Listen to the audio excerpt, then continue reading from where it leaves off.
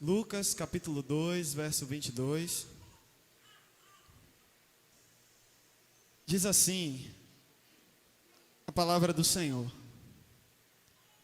completando-se o tempo da purificação deles, de acordo com a lei de Moisés, José e Maria o levaram a Jerusalém para apresentá-lo ao Senhor. Que Deus aplique a sua palavra em nossos corações. O texto que nós lemos, e mais cedo nós lemos inclusive mais versículos, lemos toda a perícope que vai do versículo 21 até o 40. Mas esse versículo especificamente narra o momento em que Jesus está sendo levado por seus pais, José e Maria, para ser consagrado ao Senhor, para ser apresentado. E é muito bonito e muito interessante o fato da Bíblia registrar que até Jesus foi apresentado ao Senhor. Até Jesus foi consagrado, e nós fazemos isso como um ato bíblico, como um princípio de fé.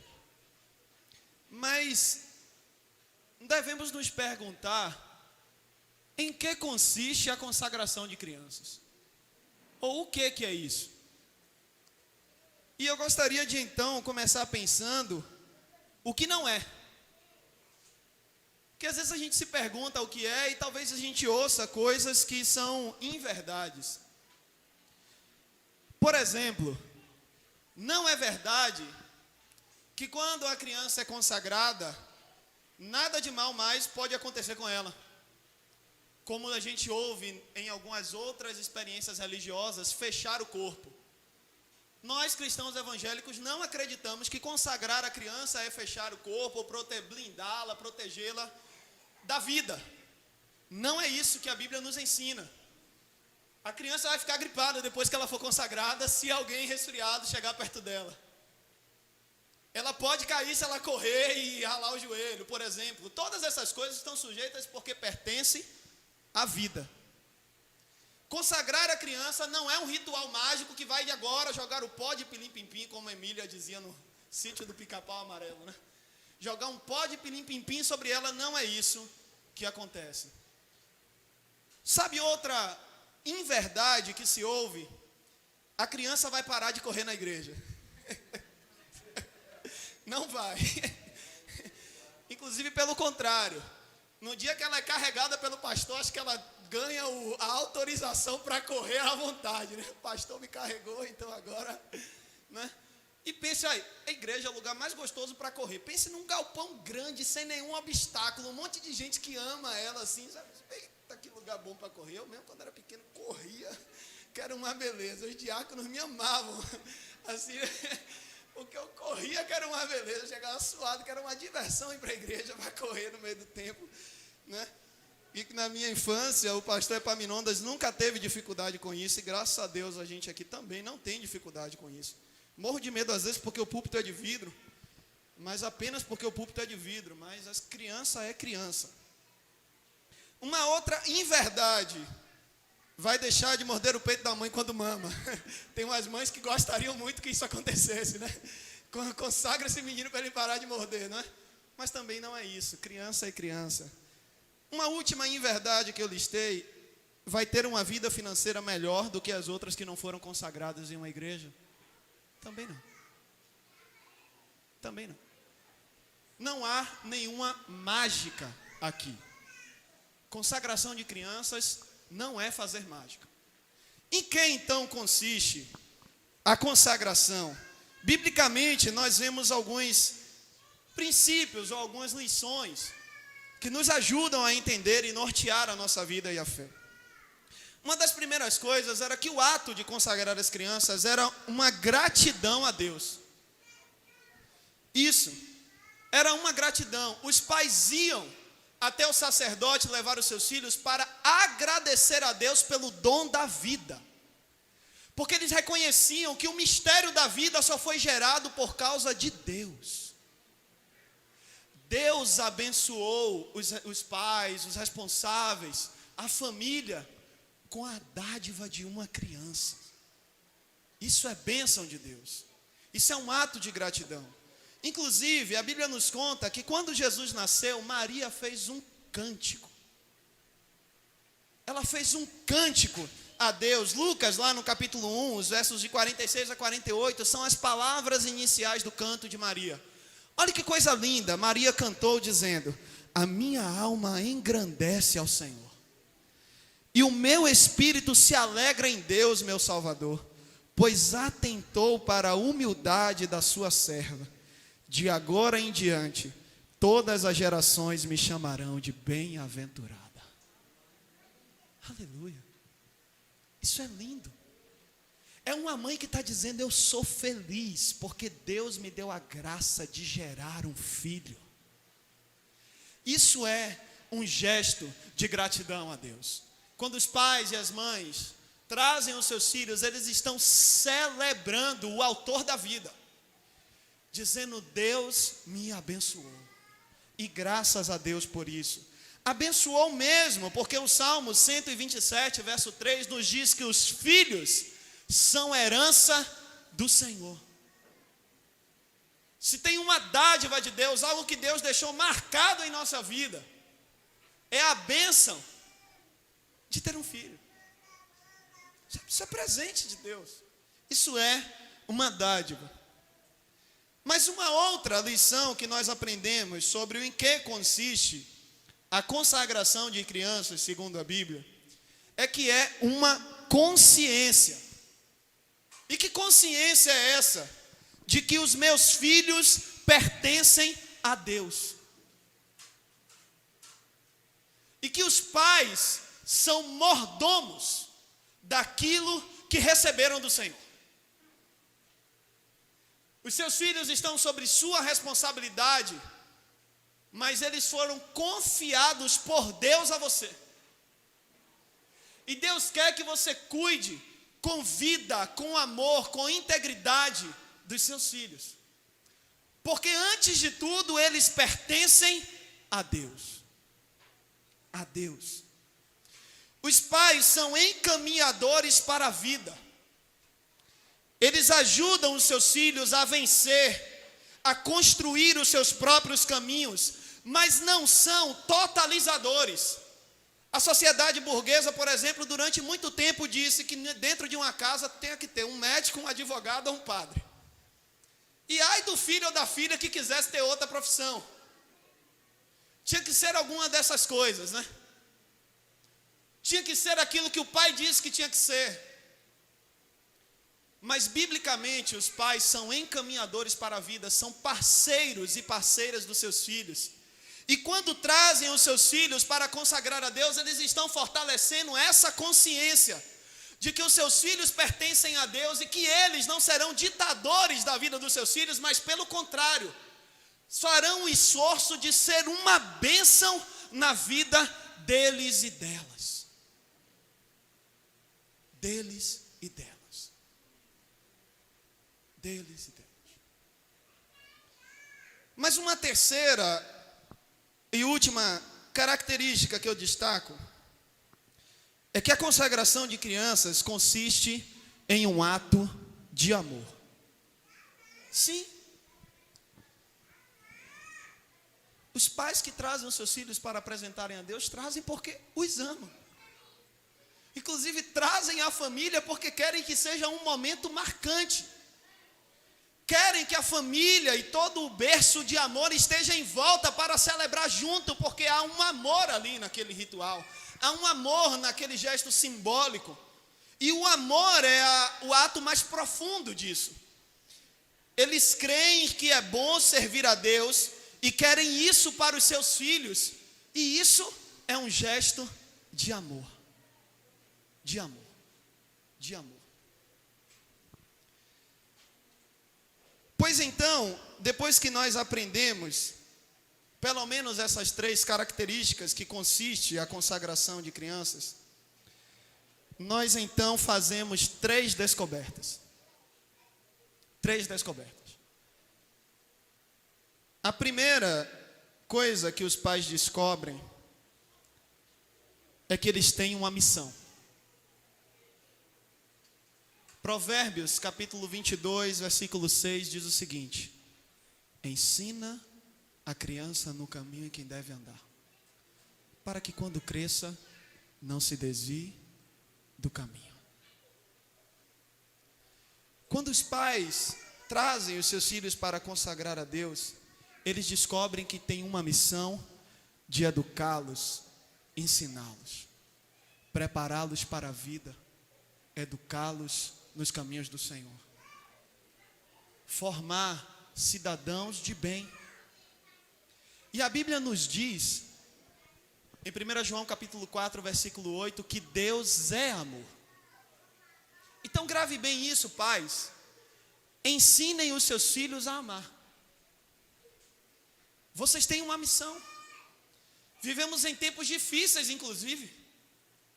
Tempos difíceis onde o mundo está clamando por pessoas de bem.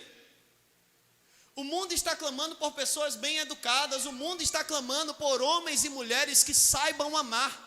Homens e mulheres que construam uma sociedade melhor.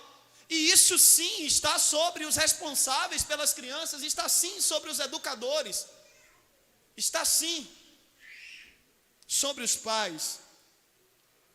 Ensinem sobre amor, ensinem afeto, ensinem seus filhos a abraçar, ensinem a respeitar. Ensinem seus filhos a amar a Deus e a amar toda a criação. Ensinem seus filhos a cuidar do planeta. Ensinem seus filhos a cuidar da nossa sociedade. Sim, porque isso é bíblico. É cristão amar. É cristão educar para o amor. A segunda coisa que os pais descobrem quando trazem os seus filhos para consagrar a Deus é que eles têm uma igreja parceira. Sabe por quê? Porque educar os filhos não é fácil. E eu repito, a principal função, quem tem a principal responsabilidade de educar as crianças são os pais. Mas os pais encontram na igreja uma ajuda, um auxílio. A nossa igreja, por exemplo, tem aos domingos pela manhã uma escola bíblica dominical, dividida por faixa etárias, visando ajudar os pais a educar os filhos no caminho do Senhor. Vocês têm uma igreja parceira. Vocês têm gente próxima. Vocês têm pastores que querem inclusive ajudá-los a educar os seus filhos. E nesse aspecto eu quero fazer uma ressalva. Lembra quando eu falei da criança correndo no meio da igreja? Não coloque medo no seu filho e na sua filha, principalmente usando a imagem do pastor. Sabe como é que a gente faz isso? Você não quer que o menino corra no meio da igreja, você diz assim: o pastor está te vendo, viu? Vou contar para o pastor. Porque cria na criança a ideia de que o pastor é um cara chato, que fica fiscalizando os erros e que vai punir. Você quer ensinar uma coisa boa para a criança? Ensine que o pastor é amigo, que ela pode confiar no pastor, que o pastor está lá para ajudar ela em todos os momentos da vida, que o pastor quer estar junto dela na lágrima e no sorriso. Porque quando ela passar por uma dor na vida, ela vai confiar no pastor. Confiar. Não coloca medo usando a imagem do pastor, não. Não coloca não, que eu sou tão legal. Coloca não. Danilo é tão legal, que se eu fosse uma criança assim, tá, meu Deus, um homem grande assim, rapaz. Os meninos gostam, assim, elevador, o cara que ele carrega, tira 2 metros do chão assim. Pronto.